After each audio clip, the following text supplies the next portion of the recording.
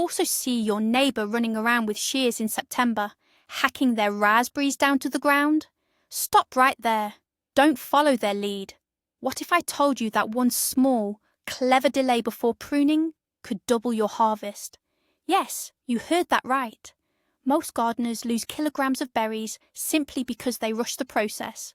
Today, we're going to unlock the secret that turns ordinary bushes into berry trees. Are you ready for a truth that contradicts all the usual rules?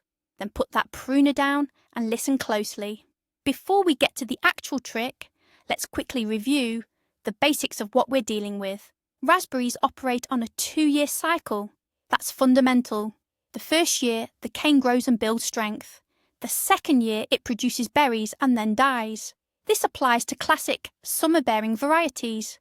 But then there's the ever-bearing variety, also known as primocane, which tries to cheat the system and produce fruit in its very first year. Why is this distinction crucial? Because confusing these two types is the #1 cause of failure. If you prune your summer-bearing raspberries like you would the ever-bearing ones, you'll end up with no berries whatsoever. Zero. Zilch. And if you spare the ever-bearing ones, you'll end up with a tangled mess of weak growth and tiny sour berries. Our goal today isn't just to cut branches. Our mission is to redirect the flow of energy within the plant so that it literally explodes with fruit set. And the secret technique we're about to discuss works purely on the plant's biology, not just for aesthetic pruning. Let's start with the biggest mistake people make: rushing. Why do people rush to cut back their raspberries the second they pick the last berry? This is a massive mistake. Look at this. As long as those bushes have green leaves, the plant is still performing photosynthesis. That means the sun is feeding the leaf, and the leaf is sending nutrients exactly where? That's right, down into the roots. The raspberry root system is basically the plant's battery pack. If you chop off the cane while it's still green and healthy, you are literally stealing the root's entire winter reserve. The plant goes into dormancy starving. It could freeze out completely, or it will wake up weak and sickly come springtime. That's why the first rule of this little gardening trick is, wait. Wait until those leaves start to completely shrivel, or until the first serious frost hits the ground. Don't look at the calendar, look at the cane itself. It will tell you when it is truly ready. Now let's talk about what's actually going on inside that cane. When you make that cut, the plant goes into a state of shock. But this shock is exactly what we want to use to our advantage. If we're talking about summer-bearing raspberries, our little trick involves disrupting what's called apical dominance. That sounds complicated, but the concept is actually quite simple. The plant's natural instinct is always to grow straight up. All the energy is directed right to the tip. If we remove that main tip, the plant panics. It thinks, "Oh no, I can't grow taller. I urgently need to find a different route." That's when the lateral buds wake up. These are the buds that will turn into the new side branches, the ones that will bear those heavy clusters of berries. If you skip this strategic cut, you'll just end up with a long stick that only produces a few berries right at the very top. Let's get down to the specifics. This is the famous double pruning method. This is where the real magic happens. The core of the method is that we approach the bush twice. The first pruning happens typically in late spring or early summer, once the shoot has reached a height of about 1 meter or slightly more. We ruthlessly pinch off the very top, 10 to 15 centimeters. We simply take the plant and remove its primary growth point. What happens next? By autumn, this lonely stem transforms into a small, bushy tree. It develops 3, 4, or sometimes even 5 robust lateral branches. They are strong, they are powerful, and they are the ones that set the buds for the following year. The result is that instead of a single stalk, we now have an entire fan shape. This multiplies the total fruit-bearing area several times over. But here's where the second, often forgotten part of the trick comes into play, the second trim. We perform this step the following spring. We take those very same lateral branches that sprouted after our initial pinching, and we shorten them again, only by about 4 to 6 inches or 10 to 15 centimeters. Why? The principle remains exactly the same. Each lateral branch perceives this setback and responds by branching out even more aggressively. Visualize this. You started with one simple trunk. It became a fan. Now every branch on that fan has turned into its own dense cluster. The number of fruiting spurs increases exponentially. With this technique, you can easily harvest a real bucketful of berries from a single bush, not just a handful. It takes time and patience, but the final yield is absolutely worth the effort. However, this medal has a flip side, a catch that those glossy gardening articles conveniently ignore: overcrowding. This is the number one enemy of a healthy patch. If you apply this trick to every single shoot, your raspberries will quickly turn into an impenetrable jungle. Sunlight won't penetrate, airflow will cease, trapping moisture. And, boom! Hello, fungal disease. Hello, rot. That is why this technique only works when you ruthlessly control the total number of canes. Per square metre, you should leave no more than 4, perhaps 5, of these super bushes. Everything else must be cut out mercilessly right down to the ground. Sentimentality is your worst enemy here. It is far better to have fewer bushes absolutely loaded with pristine fruit than a dense, leafy forest offering only 3 wormy berries. Now let's talk about ever-bearing raspberries. The strategy here is entirely different. A lot of people debate, should you cut everything back hard or should you leave the canes? If you live in a colder region with a short growing season, your best trick is a complete cut back in the fall. Cut them right down to ground level. Do not leave any stubble. Pests will overwinter in those little stumps. That's where things like the raspberry crown borer hide out. By cutting everything down to the ground, you are essentially removing 90% of the diseases and pests from your patch. In the spring, clean, healthy, vigorous canes will emerge. They will give you one, but extremely abundant harvest in late summer and into the fall.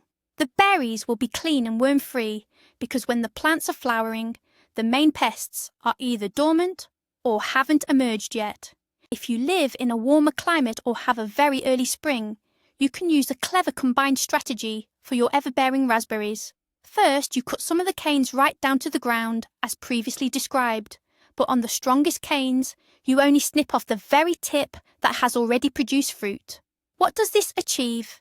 Berries will appear very early on those older canes, typically in June or July, giving you an early summer harvest. Once those canes are finished bearing fruit, you cut them out completely. By then, new growth will have emerged from the base, ready to yield a second autumn harvest. This process allows you to create a continuous stream of berries, stretching from early summer right up until the first hard frost. But remember, this puts immense strain on the bush. You will need to feed these raspberries heavily. You must fertilise them aggressively. Let's get back to the actual pruning process. And the tool, folks. You seriously cannot underestimate how crucial this is. A dull pair of pruners is a crime against your raspberry bushes. When your pruners chew the bark, they leave a ragged, open wound. A ragged wound doesn't heal. It rots, water gets in, fungal spores settle, and that's it. The cane dies. Before you head out to the garden, check your equipment. It should be sharp enough to slice paper cleanly.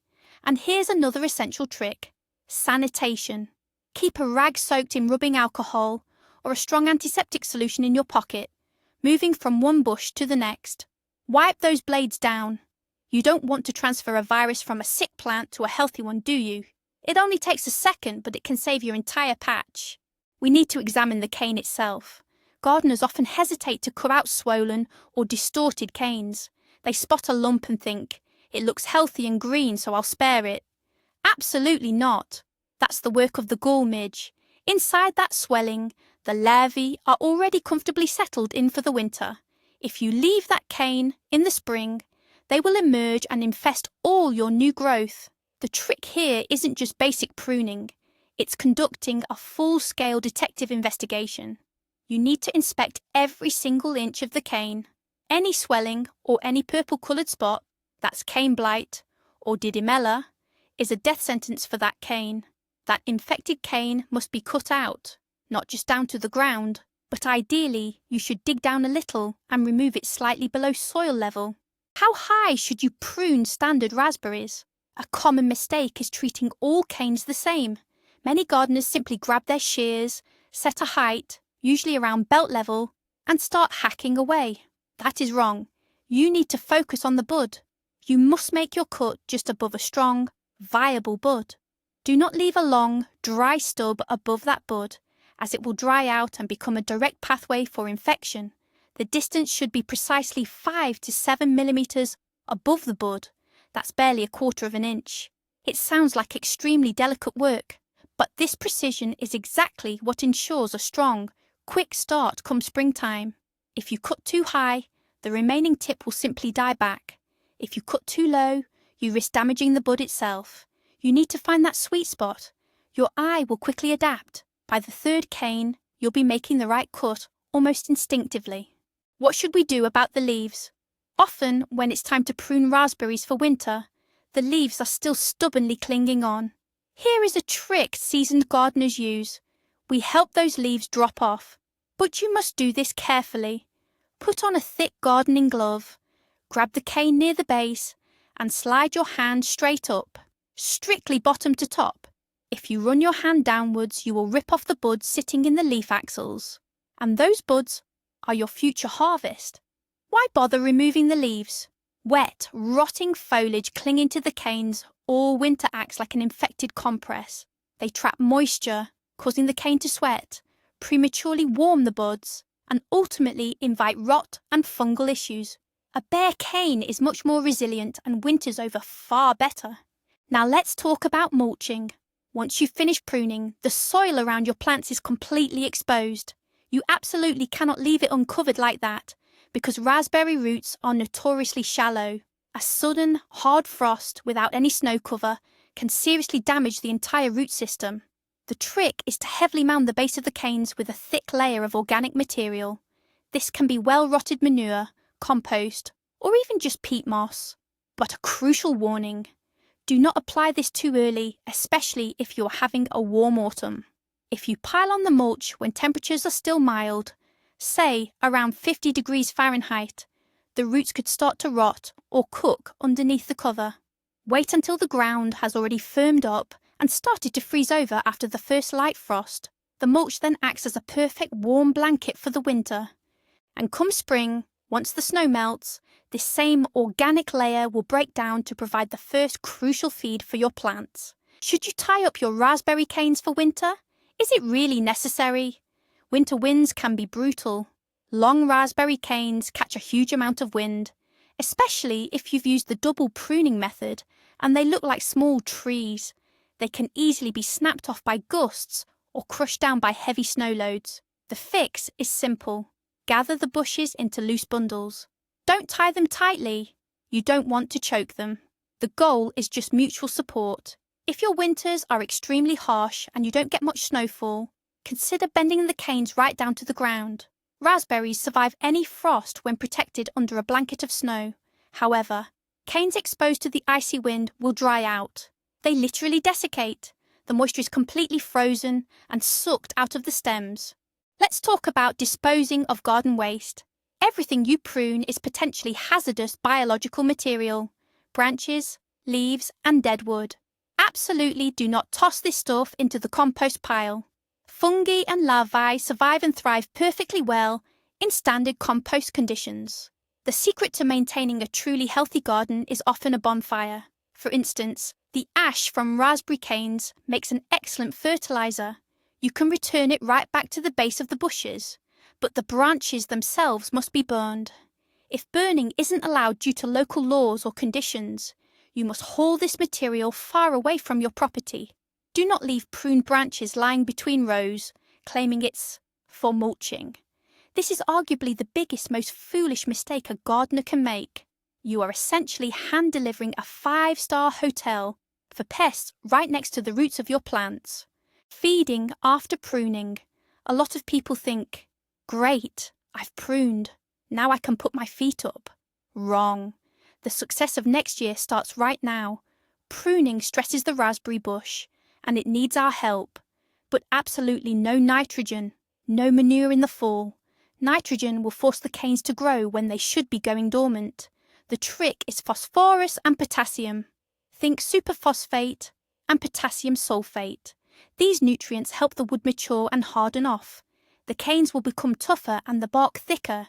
This is their armour against the winter frost. Scatter the fertiliser around the base of the plant, right in the root zone, and lightly work it into the topsoil. The roots will only absorb exactly what they need to survive the winter. Moisture recharge watering. 90% of gardeners completely overlook this. If you have a dry autumn, your raspberries will go into winter severely dehydrated. Dry ground freezes faster and much deeper than wet ground. Strangely enough, ice is actually a terrible conductor of cold, but dry soil? That's an excellent one. The trick is simple. Right before the first hard freeze, absolutely flood your raspberry patch. I mean, literally drench it. Let the water pool up. This will protect the roots better than any winter cover material you could use. The plant will soak up the moisture and won't dry out in the harsh winter wind. This technique is called a moisture charge. Make sure you remember that phrase. Variety labelling. Once you've done all the pruning, every single bush looks exactly the same. They're just sticks poking out of the ground. Come spring, you'll walk out there and you won't remember. Wait, where did I plant the yellow giant and where's the early sweet? This might seem like a minor detail, but it's actually a vital strategy. Put those labels on now, or at the very least, draw yourself a detailed map. When spring arrives, different varieties have different needs for waking up. Some require more nitrogen, while others need less. By knowing the specific variety, you can provide targeted, precise care for every single bush. That's how you move from being an amateur gardener to a true pro. Order in your head means order in your berry patch. Weeding. Weeds growing in your raspberry patch are fierce competitors. Aggressive grasses like couch grass and even nettles absolutely love the loose, fertile soil right beneath your raspberry canes. Their roots quickly become entangled with the raspberry root system. If you try to pull them out in the spring, you risk tearing and severely damaging the delicate raspberry roots. The trick is timing. Tackle this job in the fall, right after pruning, when access to the bushes is wide open. Since the leaves are gone and the thorny branches have been trimmed, you can easily spot every invader and carefully remove them. Clean soil going into winter guarantees that come spring, all the nutrients and food will go straight to your berries, not the weeds. If you use a trellis system for your raspberries, here is a crucial maintenance tip. Check your support wires and posts right now. Heavy snow loads in winter, or frost heave, can cause your entire structure to lean or sag. Before the ground freezes solid, this is the perfect time to tighten the wires and reinforce any weak posts. Come spring, when everything is muddy and wet, you won't want to deal with the repair work. Plus, once the canes start actively growing, it will be too late to fix the trellis. You'll risk snapping off all the new delicate shoots. Handle your trellis maintenance now, after your autumn pruning. This simple task will save you a ton of frustration come May. The final crucial tip for today, it's all about snow. If you live in an area with sparse snowfall, you need to become a dedicated snow trapper.